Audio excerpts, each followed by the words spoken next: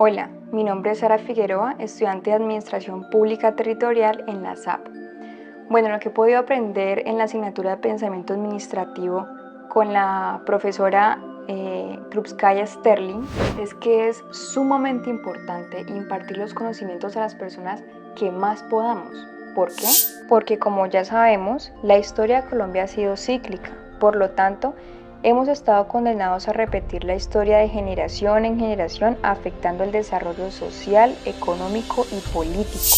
Nuestro papel como administradores públicos no es solo buscar soluciones para los problemas que hay económicos, sociales y políticos en nuestro país, sino también culturales y éticos, sobre todo en estos últimos que se han perdido a lo largo de los años. Se han perdido por falta de educación y no solo la educación que viene desde el hogar, que por cierto se ha desintegrado en gran medida porque los medios de comunicación como la televisión y el internet se han encargado de exaltar otro tipo de valores. Por lo tanto, los valores éticos y morales se han convertido en una debilidad del ser humano y no en una virtud.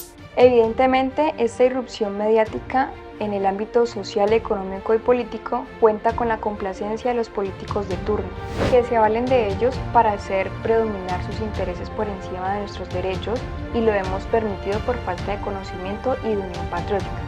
Puede que suene cliché la unión patriótica, pero estoy segura que ya muchos jóvenes sabemos por fin el significado de unión patriótica. Muchos nos hemos levantado en conocimiento propio, sin necesidad de tener un docente, sino buscando las herramientas como el internet y las bibliotecas virtuales que ahora tenemos a disposición. Y el interés que nos ha impulsado a todos nosotros como jóvenes ha sido nuestro futuro, porque con el gobierno actual no vemos un futuro prometedor, sino un futuro incierto y oscuro, lleno de dificultades. Por eso invito a todos a que tengamos en cuenta, antes de elegir a nuestros gobernantes, saber la historia de nuestro país.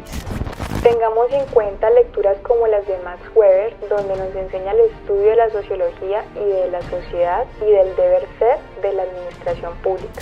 La administración pública es el manual que tenemos para aprender a convivir en sociedad, sin pasar por encima de los derechos y creencias del prójimo. Nos ayuda a entender desde los inicios de la sociedad cómo se lidera un país y una sociedad. Este tipo de lecturas nos empoderan porque sabemos que sin nosotros no hay un país, sin nosotros no hay gobernantes.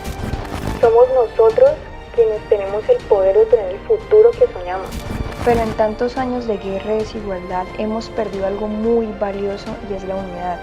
Por haber permitido que prime el bien individual, hemos permitido la desigualdad. Esta desigualdad nos ha traído guerras, división, rencores y odio. A raíz de esto, quise entender por qué como sociedad permitimos que primara el bien individual antes que el bien común.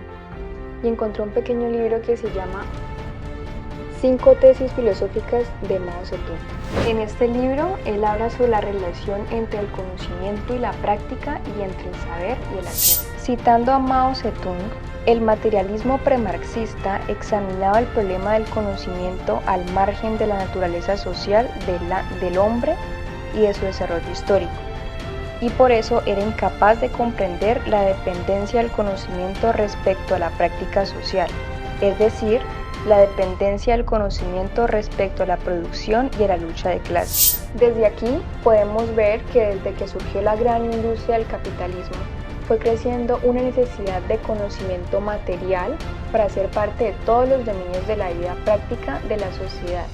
Es decir, empezó a haber una lucha de conocimiento material para poder ser parte de las élites que en ese momento se estaban conformando junto con las grandes fuerzas productivas. Por lo tanto, esto despertó en cada uno de los que conforman la sociedad el individualismo para la satisfacción y logro de su propio interés. A lo largo de este libro podemos entender cada vez más el desenlace de este fenómeno, pero acercándonos un poco más a la historia de Colombia, me permito hablar sobre el doctor Jairo Morales Nieto. Es un economista que se ha desempeñado como director y asesor técnico principal de programas de Naciones Unidas sobre la paz y desarrollo en Colombia y en diversos países de Sudamérica, Centroamérica, África, Europa y Asia Central. ha sido director ejecutivo del Fondo Fiduciario de la Organización Mundial de Comercio, entre muchas otras actividades en las que se ha desempeñado. En su libro ¿Qué es el posconflicto? Colombia después de la guerra?, entendemos la razón del por qué el proceso de paz ha sido a medias. Y esto, por increíble que parezca, ha sido reprimido a raíz de los odios y venganzas que manejamos como seres humanos ante los agresores que destruyeron muchas familias inocentes. Siendo entendible el sentimiento de los afectados por la guerra, nuestro autor nos convide a que hagamos parte de una sociedad donde haya paz y donde haya perdón para poder lograr el objetivo del proceso de paz.